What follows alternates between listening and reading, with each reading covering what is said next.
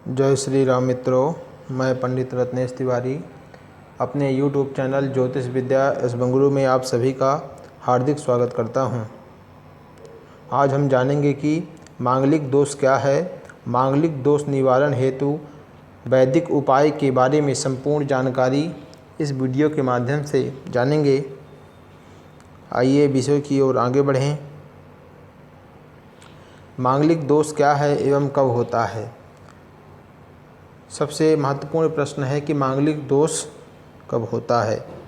जब आपकी कुंडली में मंगल लग्न भाव में हो, चतुर्थ भाव, सप्तम भाव, अष्टम भाव और द्वादश भाव में मंगल स्थित होता है, तब कुंडली में मांगलिक दोष माना जाता है। जब किसी व्यक्ति की कुंडली में प्रथम भाव में मंगल हो, चतुर्थ भाव में मंगल हो, सप्तम भाव में मंगल हो तथा अष्टम भाव में मंगल हो, द्वादश भाव में मंगल हो, तो मांगलिक दोष माना जाता है। मांगलिक दोष से व्यक्ति के जीवन में तरह तरह की परेशानियां आती हैं। विशेष रूप से वैवाहिक जीवन कष्टप्रद होता है, इसलिए मांगलिक दोष का निवारण अवश्य करा लेना चाहिए। मंगल लग्न में स्थित होने से, यदि मंगल लग्न में स्थित है, क्योंकि हमने बताया है पूर्व में कि मांगलिक दोष कब होता है। यदि प्रथम भाव में मंगल हो, चतुर्थ भाव में मंगल हो, सप्तम भाव में मंगल हो, अष्टम भाव में मंगल हो एवं द्वादश भाव में मंगल हो, तब मांगलिक दोष होता है। और यदि किसी के कुंडली में मंगल प्रथम स्थान में बैठे हैं, प्रथम भाव में बैठे हैं, लग्न स्थान में बैठे हैं, तो वह सप्तम भाव और अष्टम भाव दोनों भावों में दृष्टि देते हैं। तो इससे क्या होता है, पति पत्नी के स्वास्थ्य, ये जो सप्तम और अष्टम भाव है, जो मंगल की दृष्टि है, इससे पति और पत्नी के स्वास्थ्य के बारे में जाना जाता है कि पति और पत्नी का स्वास्थ्य कैसा रहेगा, अच्छा रहेगा कि बुरा रहेगा। यह मंगल की स्थिति के अनुसार पता चलता है कि मंगल कितने डिग्री के हैं, उस अनुसार पता चलता है। अब बात करते हैं, यदि चतुर्थ भाव में मंगल हैं तो क्या होता है। चतुर्थ भाव में मंगल के स्थित होने से सप्तम भाव पर मंगल की चतुर्थ पूर्ण दृष्टि पड़ती है। यह भौतिक संपदा के बारे में बताता है। इससे यह पता चला जाता है कि इनकी संपत्ति पर क्या असर पड़ेगा। यदि मंगल शुभ ग्रह के साथ बैठे हैं और शुभ दृष्टि नहीं दे रहे हैं, नीच के बैठे हैं, तब जो है व्यक्ति आर्थिक रूप से जो है ज़्यादा परेशान रहेगा। इस बारे में यहाँ से पता चलेगा, चतुर्थ भाव से पता चलेगा। अब पता करते हैं कि सप्तम भाव में हम दाम्पत्य जीवन का विचार करते हैं। यह दाम्पत्य सुख के बारे में बताता है। यदि सप्तम भाव में मंगल है तो व्यक्ति पूर्ण मांगलिक कहा जाएगा और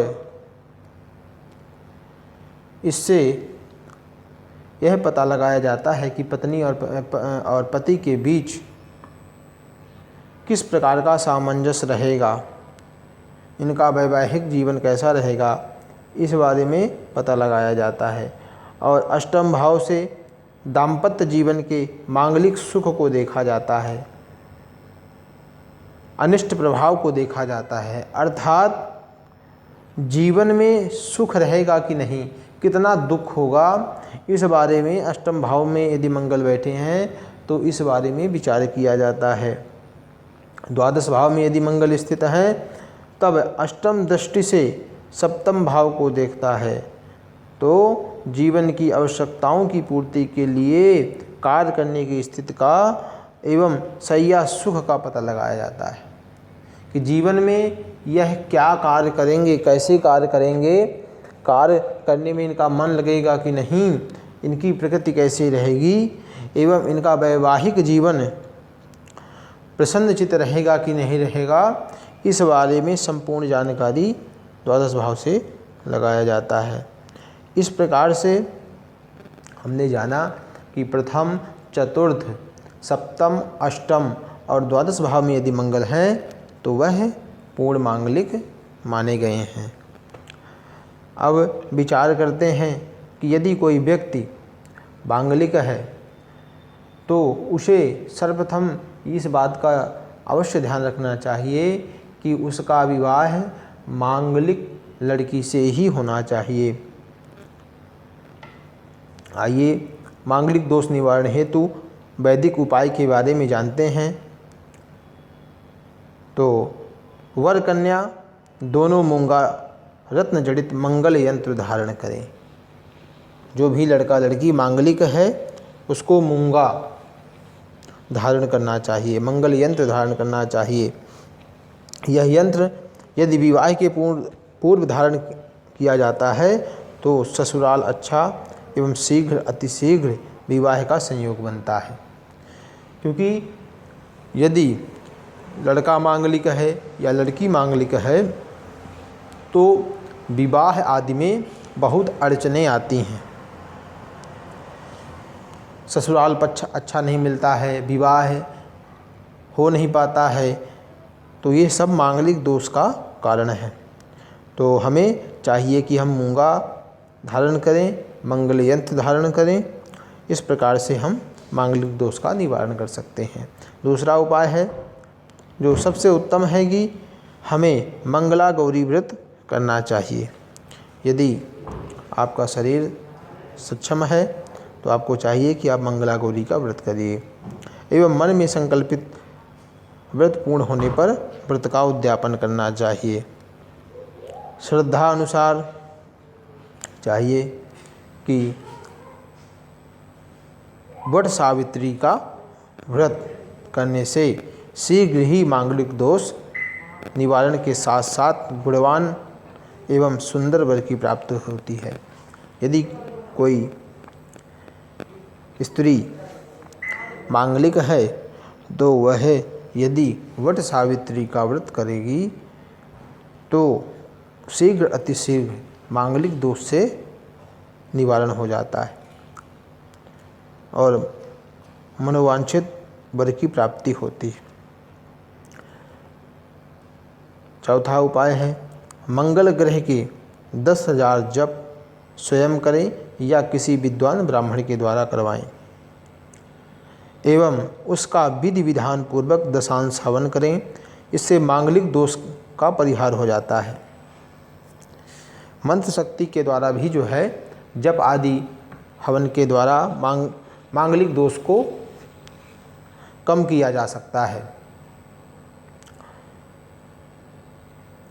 पार्वती मंगल स्तोत्र का पाठ करें। भगवती माता पार्वती का मंगल स्तोत्र का पाठ करें, इससे मांगलिक दोष का निवारण होता है। यदि कोई जातक हनुमान जी की सेवा या सुंदरकांड का पाठ करता है, अर्थात यदि कोई व्यक्ति लड़का यदि कोई मांगलिक है वह हनुमान जी की सेवा करना प्रारंभ कर दे, यथा उचित समय मिलने पर मंगलवार और शनिवार को सुंदरकांड का जो है पाठ करे तो उसे मांगलिक दोष के छुटकारा के साथ साथ हर प्रकार से हनुमान जी महाराज की कृपा प्राप्त होती है। हर प्रकार से उसकी रक्षा होती है, उसका कल्याण होगा। तो यदि कोई लड़का मांगलिक है तो वह सुंदरकांड का पाठ करे, हनुमान जी की सेवा करे। इससे मांगलिक दोष के निवारण के साथ साथ हर प्रकार की बाधाओं से उसे मुक्ति प्राप्त हो जाएगी। और यदि विवाह में बहुत ज़्यादा दिक्कत आ रही हो एवं किसी भी प्रकार से रिश्ता ना बन पा रहा हो, बहुत ज़्यादा यदि कोई व्यक्ति परेशान है या लड़का हो या लड़की हो, तो उसे चाहिए कि वह मांगलिक दोष का निवारण कराए।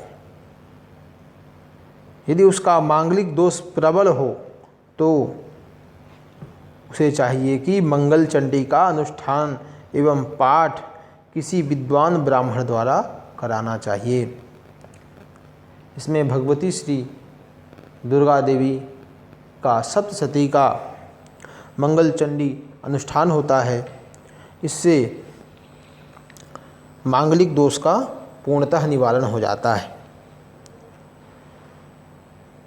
हम आशा करते हैं कि हमारे द्वारा दी गई जानकारी आपको लाभप्रद होगी और इन उपायों को अपनाइए। यदि कोई भी व्यक्ति, लड़का लड़की मांगलिक है तो इन उपायों के द्वारा मांगलिक दोष को कम किया जा सकता है। हमारी वीडियो अच्छी लगी हो तो चैनल को सब्सक्राइब करिए, लाइक करिए, शेयर करिए। इसी प्रकार की ज्ञानवर्धक वीडियो को देखने के लिए हमारे चैनल पर